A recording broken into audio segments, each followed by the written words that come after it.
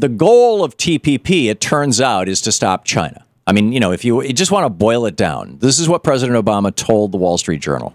This is what President Abe of Japan, this is what motivated him to jump in when he was opposed to, because inside Japan, it's very unpopular because the Japanese farmers are going to get wiped out by it because they can easily be outcompeted by Chinese farmers. And this includes agricultural products. And in fact, you know, Rockman says in his column, he says, you know, ultimately, Abe jumped in. He said, well, wherever it is, he says basically that Abe was more afraid of the Chinese than he was of his own farmers, of his own constituents. So, what do we do?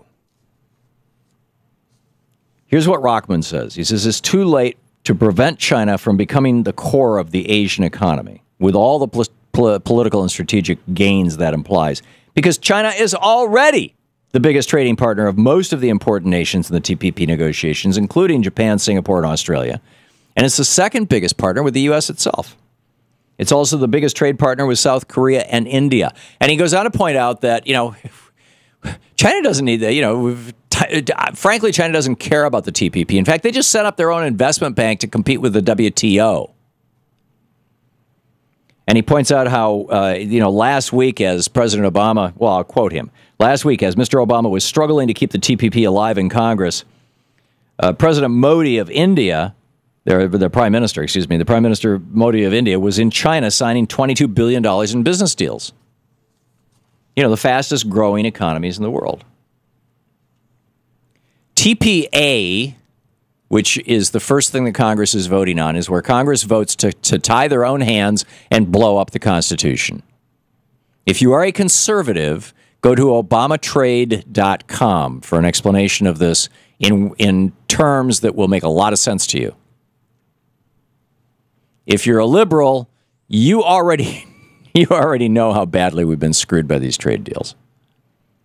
We need to go back to what Alexander Hamilton put into place in this country in 1793 in the George Washington administration, or arguably what George Washington and Congress put into place, and that stood until Reaganism began,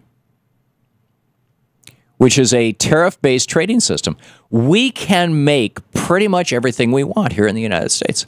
I mean, you know, and therefore we should have tariffs or, you know, buy American policies or something to prevent the rest of the world from wiping out our manufacturing. You know, in 1935, Franklin Roosevelt passed the Buy America Act. It's still on the books. Almost 20% of our economy is government purchasing at all levels. Maybe 12, 13% of that is federal government. And the Buy American Act says that the federal government, when it buys anything, has to source it from an American manufacturer. Now, it says in times of an emergency, the president can grant a waiver. Reagan started offering waivers. And now the waivers are like, you know, they're routine. Right? And it's just, oh, sure, here, have another waiver.